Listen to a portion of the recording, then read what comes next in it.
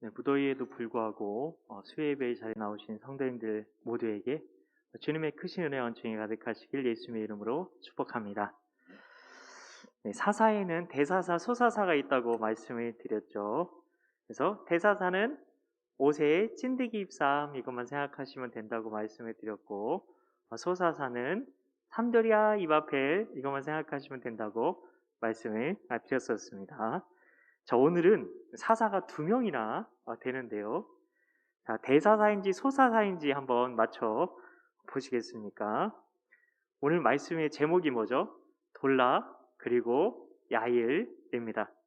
자, 여기 맞추시면 대단한 겁니다. 돌라 야일은 소사사일까요? 대사사일까요? 예, 대단하십니다. 삼돌이야, 돌라 야일. 네, 대단하십니다. 네, 왜 2명의 사사를 동시에 다루느냐? 한 명씩 하기엔 내용이 좀 짧더라고요. 네, 담임 목사님이시면 한 명씩 할 수 있을 것 같은데, 저는 아직 그 정도로 이제 말씀을 보는 눈이 없는 것 같아가지고요. 소크라테스가 내 자신을 알라 이렇게 말했잖아요. 저는 제 분수를 압니다. 그래서 소사사였던 돌라와 야일을 함께 다루기로 마음을 먹고 말씀을 준비했습니다.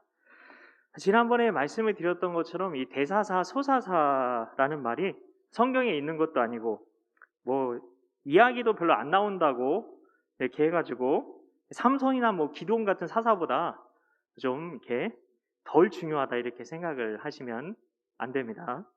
우리 예동교회 실력이 있으신 우리 성도님들은 절대 그렇게 소사사라고 이게 분류되어 있는 이 사사님들을 절대 과소평가하지 않으실 줄 믿습니다. 이 학자들은 이야기의 분량이 적은 이 사사들에 대해서 왜 이 사람들은 이 이야기 분량이 적은 이유가 이런 이유 때문일 것이다 라고 몇 가지 이유를 이렇게 대고 있는데요. 이 사사기를 뭐 기록한 분이 계실 거잖아요. 뭐 누군지는 알 수가 없어요. 알 수가 없는데 성경을 기록하신 분께서 역사를 이걸 기록할 때 가지고 있는 자료가 별로 없어가지고 짧게 뭐 소개했을 것이다 이렇게 이야기하는 학자님들도 있고요. 역사를 쓸 때 이게 사관이 굉장히 중요하잖아요. 역사를 쓴 역사가의 관점, 그게 사관인데요. 이 성경을 기록하신 분의 이 사관에 따라서 이 사사의 이야기 분량이 결정되었을 것이다 이렇게 말을 하기도 합니다. 그런데 그렇다고 해서 그분들이 학자님들이 이렇게 이야기를 하신다고 해서 돌라와 야일이 다른 사사들에 대해서 비해가지고 별 볼이 없는 사사였을 것이다 이렇게 생각하면 절대 안 되십니다. 그런 점에서 보면 사사를 대사사, 소사사로 나누는 것은 이렇게 편견을 가질 만큼 이게 좋은 그런 구분은 아닌 것 같습니다. 큰 사사, 작은 사사, 이렇게 그런 사사가 있나요? 우리 예동교회 성도님들은 서로가 서로를 이렇게 높여주시는 그런 성도님들 되시길 예수님의 이름으로 축복합니다.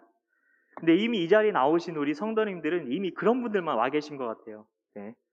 그래서 너무나 이게 얼굴만 봐도 은혜로우신 우리 성도님들 진심으로 축복합니다. 이 돌라와 야일에 대해 살펴보기 위해서는 이 앞뒤 이야기를 좀 살펴보아야 하는데요. 이 앞뒤 이야기를 살피는 것을 문맥을 살핀다 이렇게 이야기를 하는데요. 그러면 이 앞에는 어떤 이야기가 나올까요? 이 돌라 야일의 전반 그 이전의 이야기, 바로 아비멜렉의 이야기가 나오는데요. 이 아비멜렉은 성경에 2명이 이렇게 2명이 나옵니다.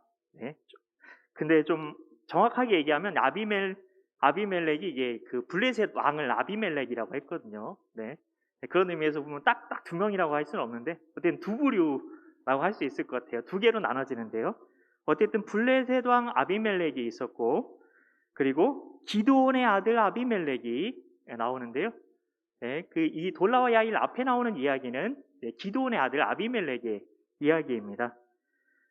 기드온이 죽은 다음에 그의 아들이었던 이 아비멜렉이 이 세겜 땅에 있는 외가 친척들과 연락을 하는데요.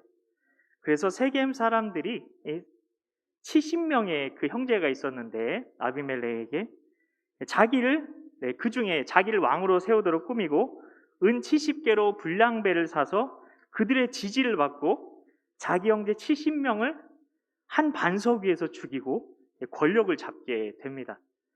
그 중에 기드온의 아들 요담이 살아남아서 아비멜렉이 어떻게 망하게 될지에 대해서 예언을 하게 되는데요.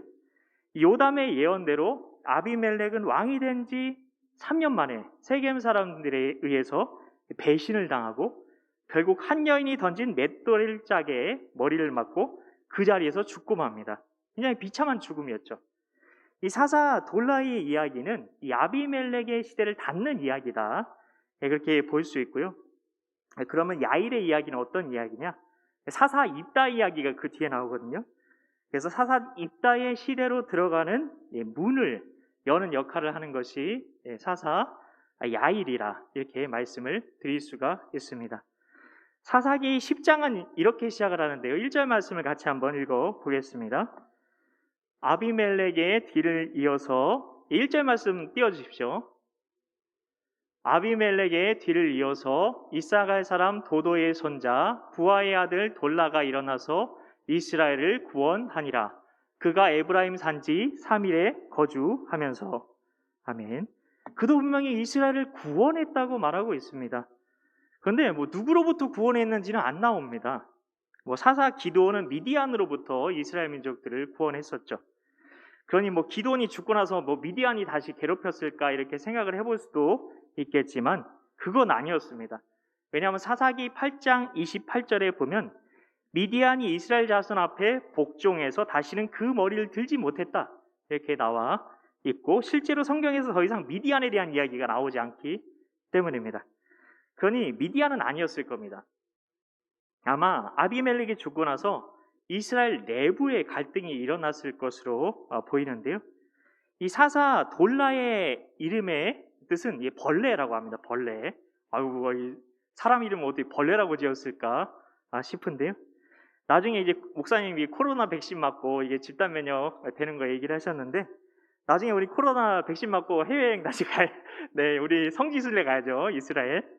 이스라엘 그 성지순례 가셔서 거기 여행 가셨다가 호텔에서 벌레가 나오면 히브리 말로 뭐라고 하면 될까요?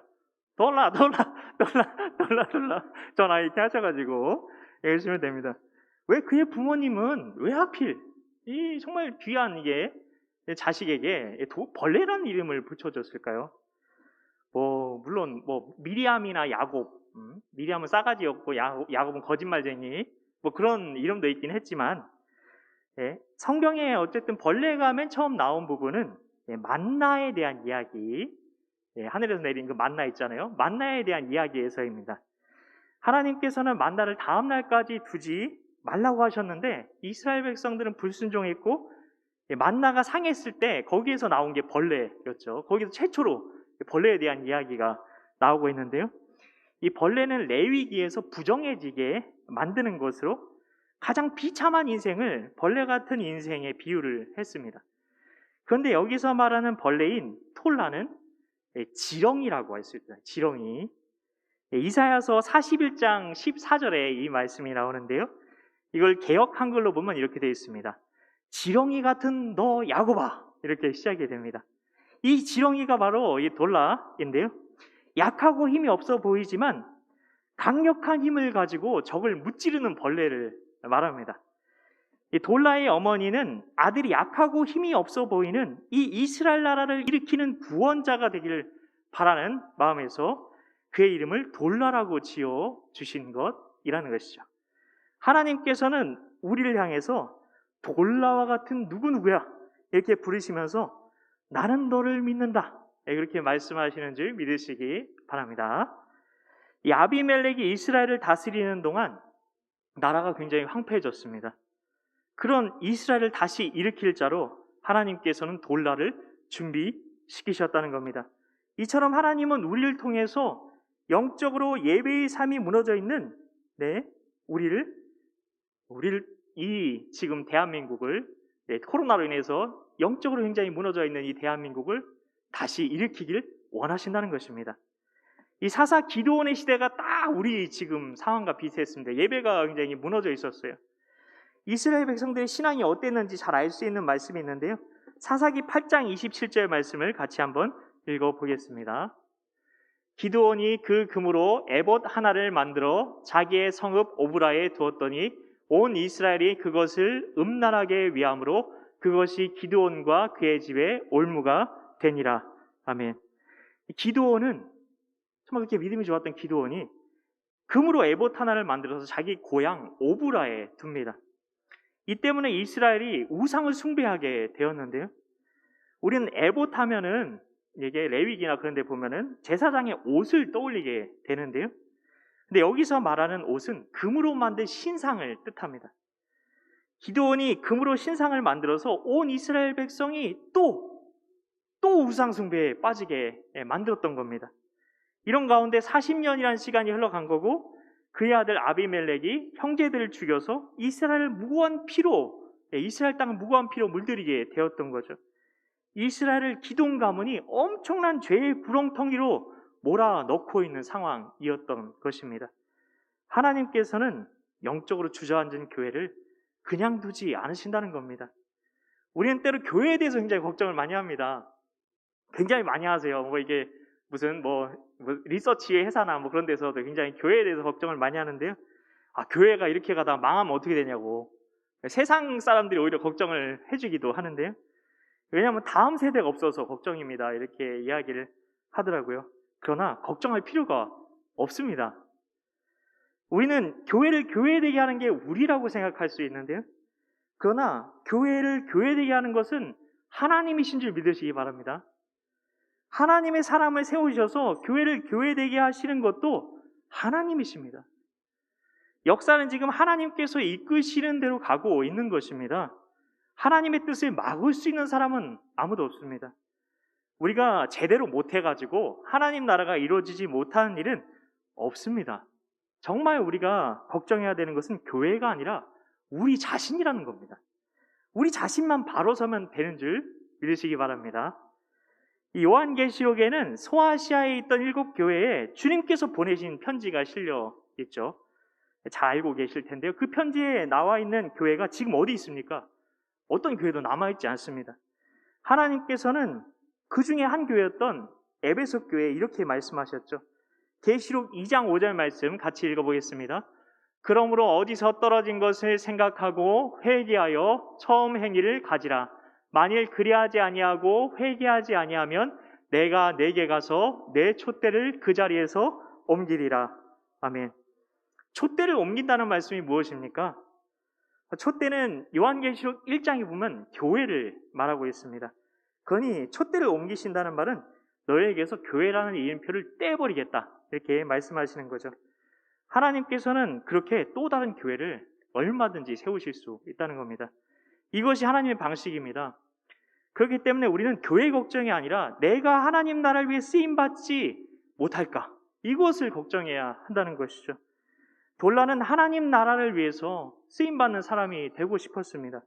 어머니의 신앙 교육 속에서 지영이같이 연약하지만 강하여 이스라엘 우상 숭배의 늪에서 건져내는 사람이 되고 싶었던 것이고 그렇게 했던 것입니다. 돌라 시대에 이스라엘의 적은 이방 나라가 아니라 이스라엘 자신이었다는 것입니다. 이를 통해 알 수 있는 것이 무엇입니까? 우리의 진짜 적이 누구입니까? 나 자신이라는 겁니다. 우리는 문제가 일어날 때 상황 탓을 하고 환경 탓을 할 때가 많습니다. 그러나 우리의 삶에 문제가 일어나는 원인, 그것이 무엇입니까? 바로 나 때문입니다. 하나님께서는 우리에게 은혜를 부어주고 싶어 하십니다. 축복하고 싶어 하십니다. 그런데 하나님과 나 사이에 죄가 가로막고 있기 때문에 하나님께서 은혜를 주고 계시지 못하다는 겁니다. 그런데 그 죄가 무엇입니까? 하나님과 나 사이를 가로막고 있는 가장 큰 죄, 바로 우상숭배라는 것입니다. 야고보서 1장 15절에서 초대교회 맨 처음 교회 그 담임 목사, 예루살렘 교회 담임 목사님이셨던 야고보 사도는 이렇게 말하고 있습니다. 같이 읽어보겠습니다. 욕심이 잉태한즉 죄를 낳고 죄가 장성한즉 사망을 낳느니라. 아멘. 욕심 때문에 죄가 태어난다는 겁니다. 욕심은 근데 무엇 때문에 생겨나는 거죠? 욕심에 대해서 제가 궁금해가지고 사전을 검색을 해봤습니다. 욕심이 뭘까? 사전적인 정의가 뭘까? 검색해봤는데요. 그랬더니 이거랍니다.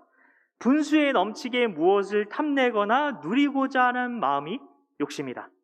분수에 넘치게 무엇을 탐내거나 누리고자 하는 마음이 욕심이다. 예, 분수에 넘치게 내가 탐내는 마음이 욕심이라는 겁니다. 하나님께서 각자에게 주신 은혜들이 다 있습니다. 이미 주신 은혜들이 있습니다. 근데 그것보다 내가 더 좋은 것을 갖고 싶어서 내가 하나님 말고 다른 것에게서 만족을 찾으려고 하면 바로 이게 우상숭배라는 겁니다.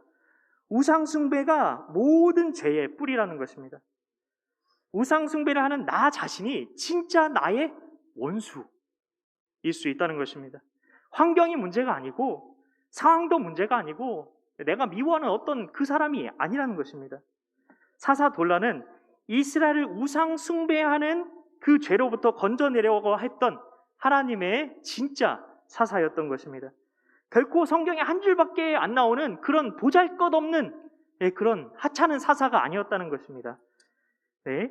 그리고 오늘 말씀의 제목이 뭐였죠? 돌라 그리고 야일이었죠. 네. 이제 그리고 야일에 대해서 살펴보겠습니다. 네. 그리고 역사학자들이 이 소사사라고 부르고 있는 이 야일에 대한 이야기인데요. 앞에서 야일에 대해서 이야기를 하면서 입다 이야기로 들어간 입다의 시대로 들어가는 문의 역할을 하는 사사였다 이렇게 말씀을 드렸는데요. 야일은 어떤 사람이었을까요? 야일의 이름의 뜻은 무엇이었을까요? 1번 개나리, 2번 빛나리. 네, 야일의 이름의 뜻은 빛나리입니다. 빛나리. 네, 그의 인생은 빛날 것이다 이런 뜻을 가지고 있었습니다. 이 돌라가 죽고 나서 이 야일이 사사가 되었다고 성경에 기록이 되어 있는데요. 이 사사들의 이야기에서 공통점이 한 가지 있습니다. 이스라엘 구원했다는 말이 나오는데요. 방금 전에 말씀을 나눈 돌라만 해도 1절에 보면 이렇게 되어 있습니다. 제가 읽어드릴게요. 아비멜렉의 뒤를 이어서 이사갈 사람 도도의 손자 부하의 아들 돌라가 일어나서 이스라엘을 구원하니라. 여기까지만 읽겠습니다. 돌라가 일어나서 이스라엘을 구원하니라. 이렇게 구원했다. 어떤 사사가 일어나서 구원했다 이런 말이 나오는데요. 그런데 야일은 사사로 부름 받았는데요. 그가 이스라엘을 구원했다는 말이 성경에 나와 있지가 않습니다. 사사로 인정받을 만한 무언가가 그에게 있었겠죠. 그러니까 사사가 됐을 텐데요. 뭐 은사가 있었다거나 뭐 싸움을 잘했다거나 사사의 중요한 역할 중에 하나가 재판이니까 재판할 뛰어난 지혜가 있었다거나 그런 게 있었을 것 같은데요. 그러나 그의 업적에 대해서 성경은 무엇이라고 기록하고 있습니까?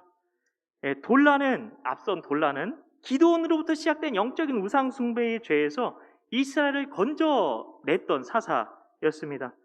그런데 이 뒤에 그리고 이 야일 선지자에 대해서 성경의 평가는 어떤지 한번 성경을 4절 말씀을 같이 한번 읽어 보겠습니다. 그에게 아들 30명이 있어 어린 낙이 30을 탔고 성읍 30을 가졌는데 그 성읍들은 길르앗 땅에 있고 오늘까지 하본 야일이라 부르더라. 아멘. 그의 아들 30명의 이야기가 나옵니다. 그에게 부인이 몇 명이 있었는지는 성경에 나오지 않아서 알 수 없지만 그런 게 이제 다복했죠. 자식이 많았습니다. 저는 자식이 넷도 많다고 생각했는데 야일 앞에서는 명함도 못 내밀 것 같습니다. 그런데 그 아들들 모두 어떤 삶을 살았다고 말하고 있습니까? 아들이 30명인데 글쎄 성이 30개랍니다. 네. 사사가 된 야일은 자기 권력을 가지고 아들들에게 성읍 하나씩 차지하게 했던 거죠. 그래서 먹고 살게 해줬던 거죠. 이 사람의 아들들이 또 낙이 30마리를 타고 다녔다고 하는데요. 낙이 별건가 그냥 타고 다니는 거지.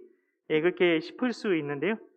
근데 지금의 이 광야도 마찬가지지만 고대 광야 시대의 승용차가 무엇이었을까요? 낙이었습니다. 네, 고급 세단에 해당하는 게 낙이었습니다. 네, 그러니 나귀를 타고 다닌다는 것은 결코 평범한 것이 아니었다는 말입니다. 사막하면 또 우리가 이렇게 떠올릴 수 있는 그 동물이 어떤 동물 있죠? 등에 혹이 나 있는 낙타죠. 낙타는 광야의 화물차다 이렇게 생각을 하시면 됩니다. 그러니 성경이 말하는 바에 따르면 이 사사 야일의 아들 모두가 승용차 한 대씩은 몰고 다녔다는 이야기입니다. 요즘으로 치면 아버지 잘 만난 금수저였다는 거죠. 권력을 이용해서 자기 배만 불리던 사사가 야일이었다는 겁니다. 이스라엘을 구원하기 위한 사명감 속에서 살았던 사사 돌라와 너무 다른 삶을 살았던 그 사사가 바로 야일이었다는 겁니다. 사사 돌라는 나라를 잘 다스리고 그 믿음의 배턴을 야일에게 잘 넘겨주었습니다. 그래서 사사 돌라와 야일 사이에 그 어떤 이스라엘의 죄에 대해서도 성경이 기록된 것이 없다는 것을 주목해야 합니다. 야일도 돌라처럼 하나님 뜻대로 나라를 잘 다스렸어야 했는데 그가 나라를 망쳐놓은 거죠. 이 때문에 어떤 일이 벌어졌을까요? 사사기는 네 음절에 한 단어만 기억하면 된다고 말씀을 드렸습니다. 죄징부구, 죄를 지어가지고 징징대면서 부르짖으면 사사를 보내서 구원해 주셨다. 잘 이게 징징대시기만 하면 이렇게 잘 기억이 나는데 죄징부구. 우상 숭배의 죄가 이스라엘에 가득했어요. 야일 때요.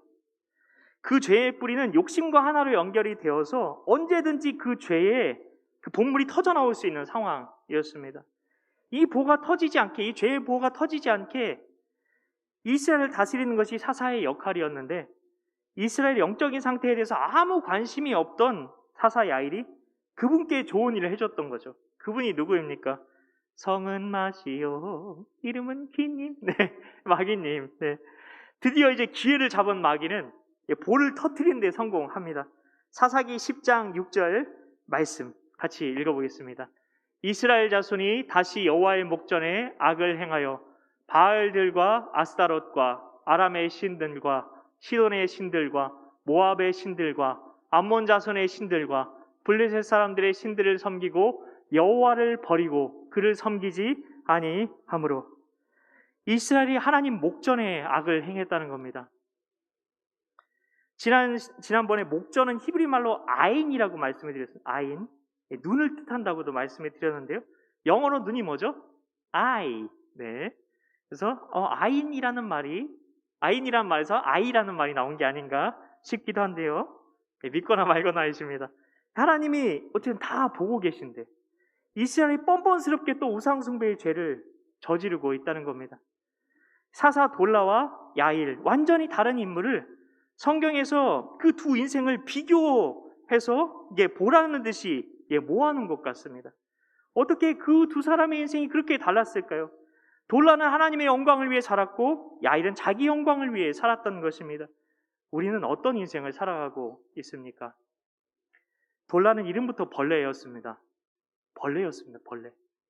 하나님의 영광을 위해 이스라엘을 영적인 어둠에서 건져낼 구원자로서 살아야 되겠다는 비전이 그에게 있었던 것입니다.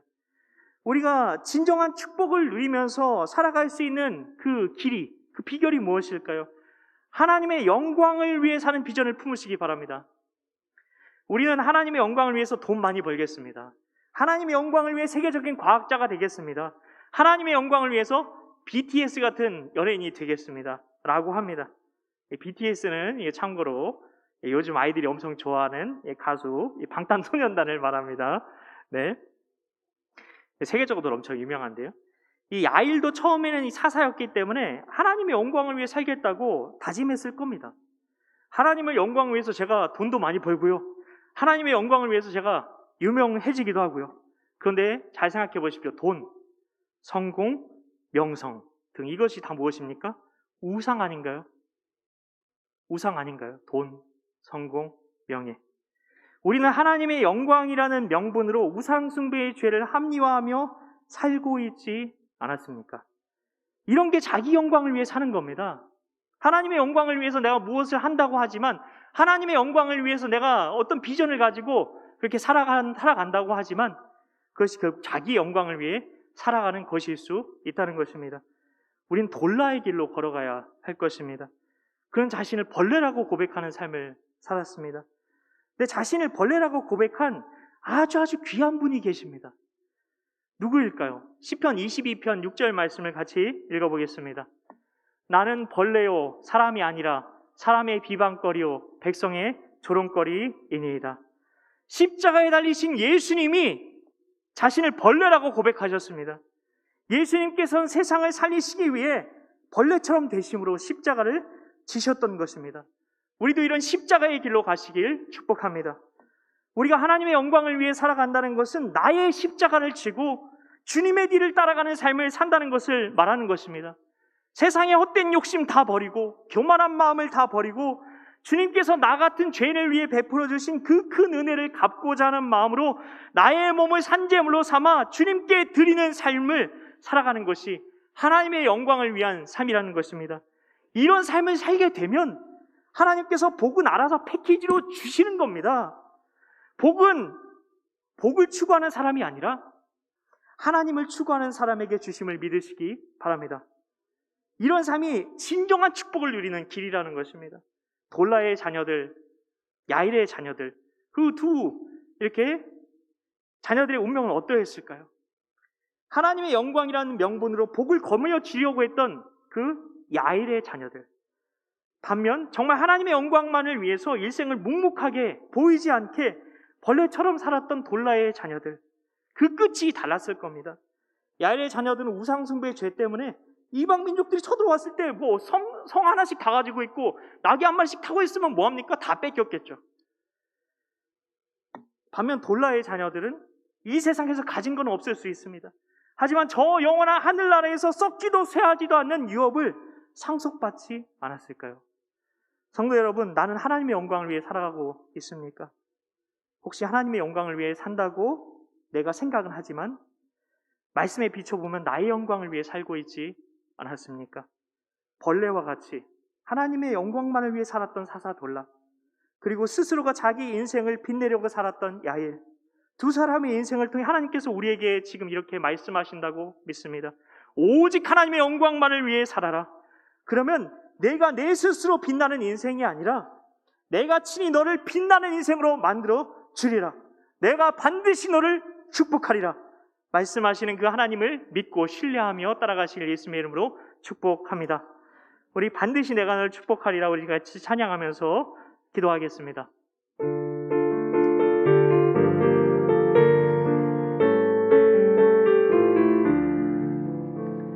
반드시 내가 너를 축복하리라. 반드시 내가 너를 들었으리라. 천지는 변해도 나의 약속은 영원히 변치 않으리. 두려워 말라. 강하고 담대하라. 낙심하며 실망치 말라. 낙심하며 실망치 말라. 실망치 말라. 내 소원 이루는 날 속히 오리니 내게 영광 돌리니.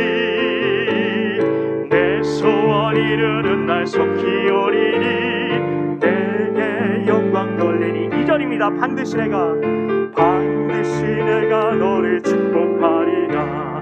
반드시 내가 너를 들었으리라. 세상의 소망이 사라졌어도 온전히 나를 믿으라. 두려워 말라.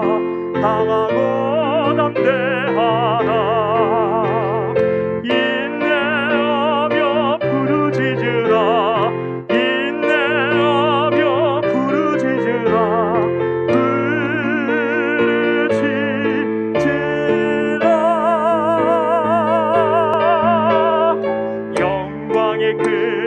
속히 오리니 내게 찬양하리라. 영광의 그날이 속히 오리니 내게 찬양하리라. 2절 한 번만 더 찬양하겠습니다. 반드시 내가 너를 축복하리라. 반드시 내가 너를 들었으리라. 세상의 소망이 사라졌어도 온전히 나를 믿으라.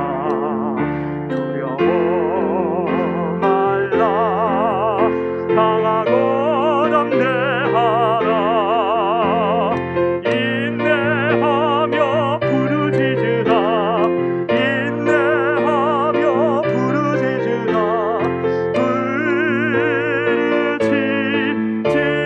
부르짖으라.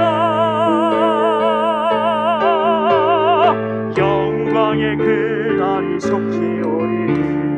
내게 찬양하리라. 영광의 그날이 속히 오리. 내게 찬양하리라. 이 시간 우리 같이 기도하실 때에 하나님, 제가 하나님의 영광을 위해 살았던 하나님 돌나와 같은 그 인생 하나님 살길 원합니다. 주여 인도하여 주시옵소서. 이 시간에 하나님께서 주시는 감동에 따라 우리 같이 기도하며 나아가도록 하겠습니다. 같이 기도합니다. 하나님 아버지 감사합니다. 하나님, 우리가 하나님의 영광을 위해서, 하나님 내가 하나님의 영광을 위해서 살아가고 있었는지 하나님 이 시간 말씀 앞에서 하나님 제 자신을 돌아보며 우리 자신을 돌아보며 나아갑니다. 하나님, 우리가 혹시 하나님의 영광을 위해 살아간다고 내가 생각했지만 하나님의 말씀에 비추어 보니 나의 영광을 위해 살고 있지는 않았습니까? 벌레와 같이 하나님의 영광만을 위해 살았던 사사돌라, 그리고 자기 스스로가 자신의 인생을 빛내려고 살았던 야일, 두 사람의 인생을 통해 하나님께서 우리에게 말씀하시는 주님의 음성에 귀를 기울이게 하여 주시옵소서. 오직 하나님의 영광을 위해 살아라. 그러면 내가 내 스스로 빛나는 인생을 살아가는 것이 아니라 내가 친히 너를 빛나는 인생으로 만들어 주리라. 내가 친히 너를 빛나는 인생으로 만들어 주리라. 반드시 내가 너를 축복하리라. 반드시 내가 너를 들었으리라. 천지가 변해도 나의 약속은 영원히 변하지 않을 것이다. 세상에 소망이 사라진 것 같아도 온전히 나를 믿어라. 두려워하지 말아라. 강하고 담대하라. 낙심하며 실망하지 말아라. 인내하며 부르짖으라. 반드시 내 소원이 이루는 날 속히 오게 될 것이다. 그날에 내게 영광을 돌리게 될 것이고 영광의 그날이 속히 올 것이니 내게 찬양하라. 말씀하시는 그 주님의 부르심에, 주님의 음성에 우리가 귀를 기울이며 오직 주님의 영광만을 위해 우리가 한 걸음 한 걸음 주의 말씀 따라 주의 말씀 붙들고 주님께서 약속대로 이루실 그날을 바라보며 소망하며 아버지, 우리가 믿음의 길로, 그 십자가의 길로 주님과 함께 십자가에 지고 나의 십자가를 지고 주님의 뒤를 따라가는 우리 모두가 될 수 있도록 하나님 주여 인도하여 주시옵소서. 오직 주님의 길로만, 내가 벌레라 말씀하신 아버지 주님, 먼저 돌라의 길을 가신 그 주님만 따라서 오직 주의 영광만을 위해 살아가는 우리 모두가 되게 하여 주시옵소서. 주여 인도하여 주시옵소서.